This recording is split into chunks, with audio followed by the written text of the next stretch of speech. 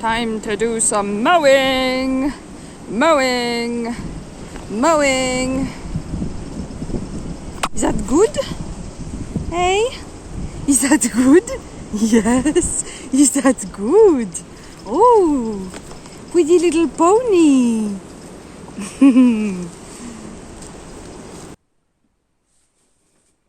Hi. So it is elf o'clock once again because I'm back with another 3 book/series this time. In fact, no, actually they're all series that are fantasy books and that contain elves because elves are integral to fantasy and they've kind of been neglected these past couple of decades in fantasy books or just in fantasy in general. So if you missed it, the first video in this series, I guess I'll link it up here somewhere, where I discuss 9, I think, book/series containing elves, so I don't have as many this time, but they're still pretty interesting, so here we go. The first one is No Man Can Tame by Miranda Honfleur. This is the token romance/arranged marriage fantasy novel for this elf cycle, I guess. I was kind of skeptical about this after reading A Deal with the Elf King by Elise Kova, which I just found horrendous. It was just, yeah, like I have a whole video about it if you want to know more about the details of that. But I've been trying to keep the elf content pretty, like, as broad as possible, trying to cover as many genres as possible. So I thought I'd just start with this one to get it over and done with. And surprisingly, I was actually pretty pleasantly surprised by this. So it tells the story of Princess Alessandra and her arranged marriage to Prince Frieren, the dark elf. So it starts off with Princess Alessandra in, like, there's a ball, a masked ball going on in the palace, and she is behaving like a privileged bitch. And she's nicknamed the Beast Princess because she's, like, very obnoxious and doesn't do what her dad says, and she makes her own rules and just does what she wants, and she's essentially completely rogue. And it's kind of funny because her dad, the king, actually like uses this against her because originally he declares that he wants to marry her sister to the prince, the elf prince, and she's like, oh no, marry me instead. And he's like, yeah, that's what I was hoping for, that you would that she would essentially jump in and agree to the marriage because in order to, like, save her sister, because had he told her to do it she would have gone no and stormed out, presumably. It is also kind of concerning that the king doesn't have control over his own daughters. Like, he's the king. He should be able to, like, give her an order and she should obey. Like, instead of going through the whole manipulation process with the sister, but sure. So the human kingdom is at war with the elf kingdom, and this is their way of finding some form of peace by marrying the 2 heirs in order to form an alliance. So Alessandra is hoping to open a library in the human world because that's what her mother wanted to do, only her mother died during this pursuit. She got killed by people, and it was her dream to introduce knowledge to the common folk, so because, you know, they need to know how to read and write, and her husband, the king, was very much against this, because obviously if the peasants know how to read, then if they have knowledge, then they are harder to control and risk for having a rebellion. And the other excuse is, well, they killed my wife, she wanted to help them, but they killed her for it. Yeah, but Alessandra is bent on making her mother's dream come true and her own dream come true. And Prince Frieren is bent on ending the war between his people and the humans because his people are dying, essentially starving, because they have nothing to eat. They have no resources because they live in caves, because they're dark elves. And traditionally, if you know your Viking mythology, then you will know that the dark elves live underground. And honestly, as far as like arranged marriage novels go, I actually enjoyed it. I enjoyed it a lot. It kind of reminded me a bit of Dragonbird and the Fern, because they kind of just behave like normal people. Like, this is a relationship that is not based around conflict, and like what makes it interesting is not the conflict, it's the fact that here we have two people from completely opposing worlds, from completely opposing cultures, who come together and try and figure out their differences and how to make their relationship work in a non-confrontational kind of way. And especially Alessandra, who is so headstrong, because, you know, at the beginning of the book, I didn't like her at the beginning of the novel. I was like, okay, this character is going to be so annoying, because she's very like, oh, I know everything better than everyone else, and I know what's better for me, and I'm just going to do what I want. But actually, as the book goes on, she becomes more and more sensible, and she actually has a brain in there. She's not just an obnoxious brat. And taking her out of her, like, court kingdom context actually does her a world of good, and taking her to a different culture and having her to deal with that. Even the war aspect of it, like, the humans are still pushing for war with the dark-elves despite the alliance, because the people who are like spearheading the war desperately despise anything like magical creatures, fantasy creatures, who apparently came from a different world or a different dimension and kind of came to disturb their world. So there's like that underlying narrative of acceptance and learning how to tolerate other cultures and different beings, and it gets pretty dark actually, and it kind of went in a direction that I wasn't expecting it to go. This book is the first one in a trilogy, or at least a series. There are definitely another 2 novels, I think. I'll link all of this stuff in the description, but like there's a character that's introduced that then gets their own book. Like, the other books are about different characters that are into this world. So I'm not interested enough to read the rest of the series. Like, I'm just going to read this book and that'll do. But honestly, as far as like arranged marriage fantasy novels go, I thought it was pretty good. I really enjoyed it. I enjoyed the human aspect of it, of what Princess Alexandra is trying to do. I enjoyed the elven aspect of it, of what the whole warrior culture and brethren that the dark elves have. So yeah, and it's pretty well written. It's entertaining, and I was pretty pleasantly surprised by this one. So, No Man Can Tame by Miranda Honfleur. The second one is Frieren by... I'm sorry, I have to read this because I can't remember their names. Kanehito, Yamada, and Tsukasa Abe. So this is a manga. There are 5 of these out now, I think. This hadn't been released. This was on my list already when I did the first elf video, but it hadn't been released yet. So I only got it afterwards.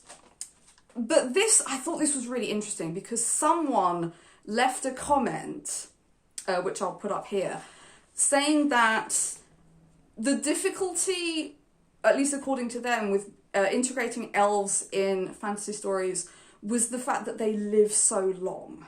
And so it's difficult to kind of find a role for them other than being the like age-old mentor that's been through everything and that's seen everything.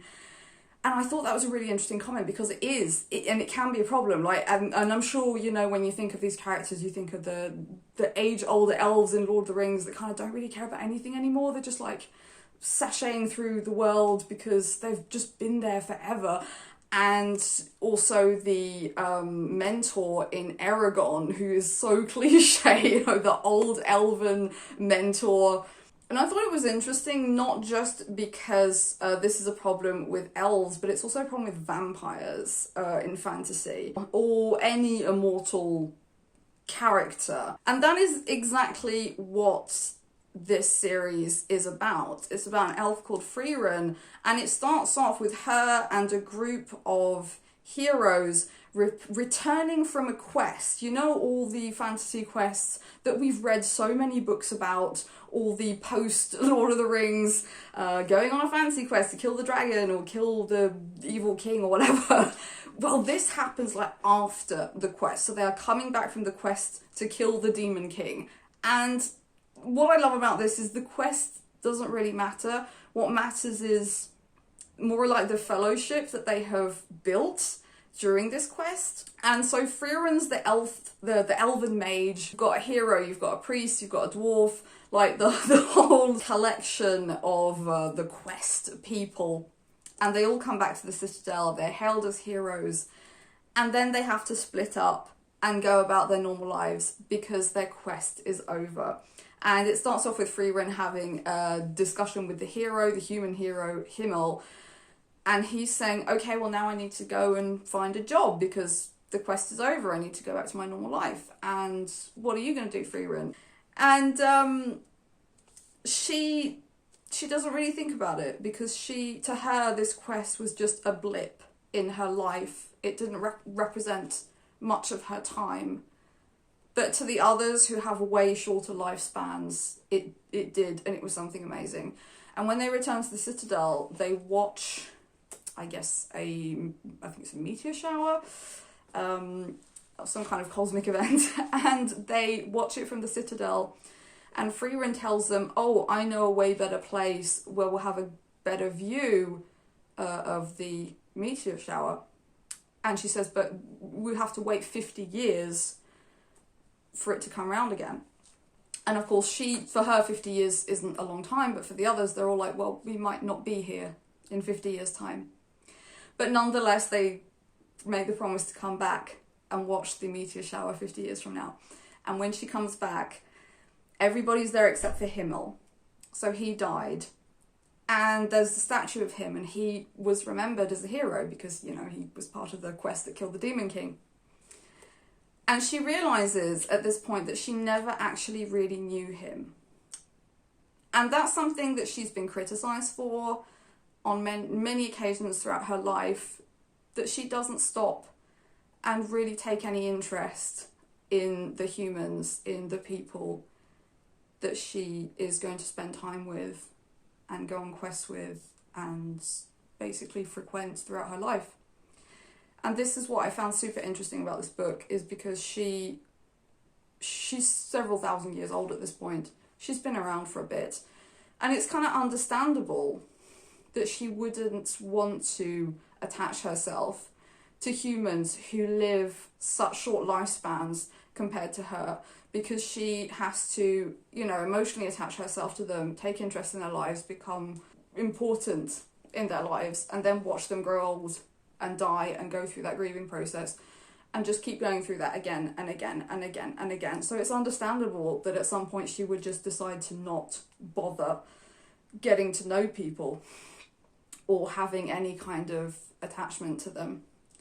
But that changes, especially with the priest, because she ends up spending some time with him in his old age, and he, when he finally passes away, gives her his apprentice. And he's like, here's this girl that I took in, and she'd like to learn magic, you need to teach her. And so she has to develop a connection with this girl, and for the first time become interested in another person's life. And also interest herself in her companions. Like Himmel, she decides to go back and learn more about him. I'm gonna cry. Seriously, this was so, like, this really hit me hard. Like, I don't know what it is about manga writers, that they know how to just bring out all the emotions. And even though Himmel is only around for 3.5 pages, I just still wanted to cry over him, like, and you feel it, like, you feel her regret at not knowing him, even though she spent all this time with him on a quest. She didn't bother to get to know him back then, and how much she regrets that, and how much she goes back and meets people who met him along the quest, and who met her, and what it meant to them, and what he meant to them, and what he did during his life.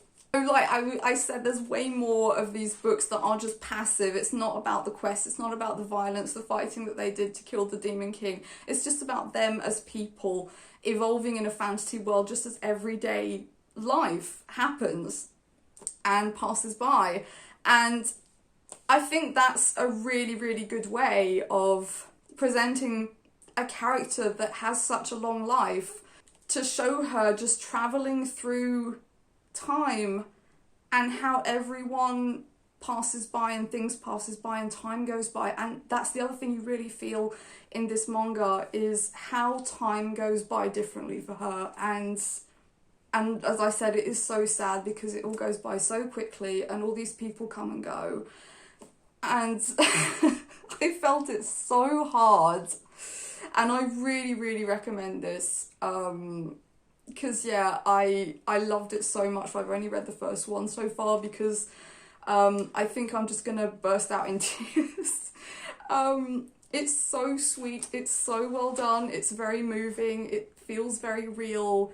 And there's such a deep connection with this character. And I loved all of these characters so much, with all of their flaws, with all of their quirky little personalities. And it's beautiful. So yeah, Frieren, I very, very strongly recommend this one. Just let me get over my emotions for a second. So the final book in this video is The Florinal Magic by Bne S. Dobson. So this book doesn't particularly focus on elves, but there are elves in it. I bought this book because it was presented to me as being an urban fantasy. So I was expecting something in the vein of what Luke Arnold wrote, but that is not what this is. It's not urban fantasy. It is steampunk fantasy. And again, I thought that was super interesting. So this is set in a world where steampunk and magic work hand in hand.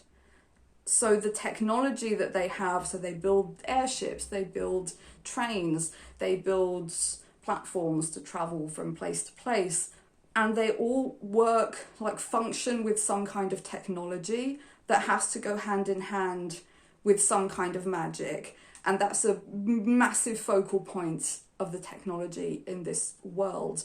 And I thought that was super, super interesting because usually in these types of fantasy novels, magic gives way to technology. So when they start developing steam power, magic goes away because it's no longer needed. There's that wonderful sequence at the beginning of the movie Onward, where at the beginning mages and magic is super important because nobody has technology. Nobody has light bulbs, nobody has central heating, nobody has industrialization. And it's like what I was saying with, agriculture before it was industrialized, everybody had to work the fields and get their own food and harvest and grow and raise animals. And this is kind of the way magic works in fantasies. There is no industrialization, so you need magic to make people's lives easier. But then when technology comes along, when industrialization comes along, the magic goes away. But not here. In here they work hand in hand. One doesn't work without the other. And I thought that was a super good idea. And that's not the only thing. Because the book revolves around this character called Tane Kova, who is human.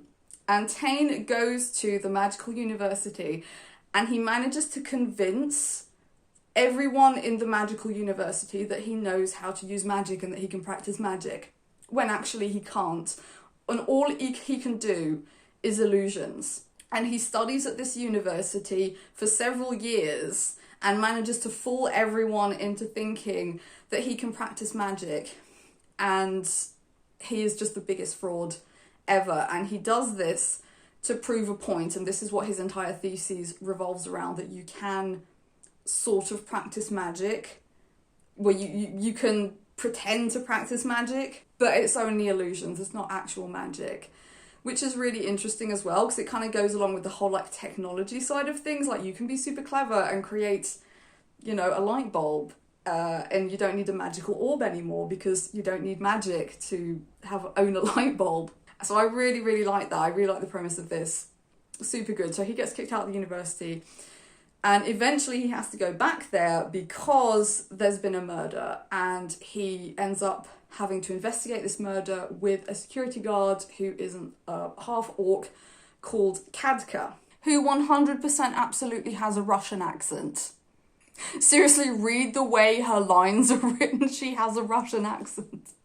And she is so brilliant. I love her so much. And I also love the main character, Tane. And I really want to hand it to Bne S. Dobson because it always amazes me when I find indie authors who write books that are so much better than some of the massive overproduced, over-promoted New York Times bestsellers that are out there. This is so good.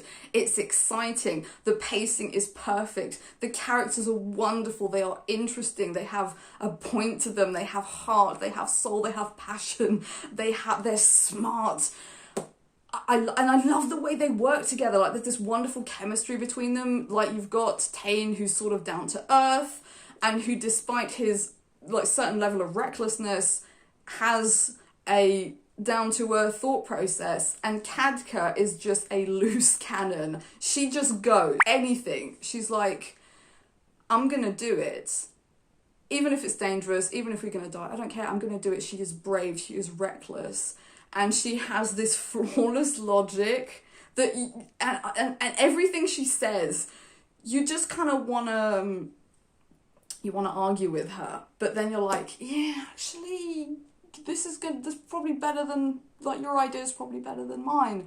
He has to solve a murder. He has to go through this whole process of inquiring, of going to the, like, dark underground places that he knows because he's kind of, you know, in the underground world, as it were. Which is, he does kind of bear that similarity with Fetch Phillips in that he knows the underbelly of the town, as it were. And the other interesting thing is Kadka is always so amazed by magic whenever she goes on the floating platform. She's like, this is amazing, I love it. And he's like, yeah, it's just a platform, like, I've been on it a million times, my dad used to drive it. And she's like, no, it's magic, it's beautiful and it's brilliant, and it just goes to show how beautiful this world is. It's a lovely novel. I peeled through it. It's not very long. It was about a 2-hour read, and I just couldn't put it down. I peeled through it at an alarming rate. It's very, very different to anything I've ever read because of that wonderful mix of magic and technology. And this is the first book in a whole series. I've got the second book lined up, and I can't wait to get it started. So I will be coming back eventually when I finish the series and making a whole video about this whole series. So yeah, keep a lookout for that. The Flaw in All Magic by Bne S. Dobson. So that's it for this video. Thank you so much if you watched all the way through. I really appreciate it. And leave me a comment. Tell me if you've read any of these books, what you thought. I'd love to hear from you. Please love, share, comment, and subscribe. And I'll see you all next time. Mwah.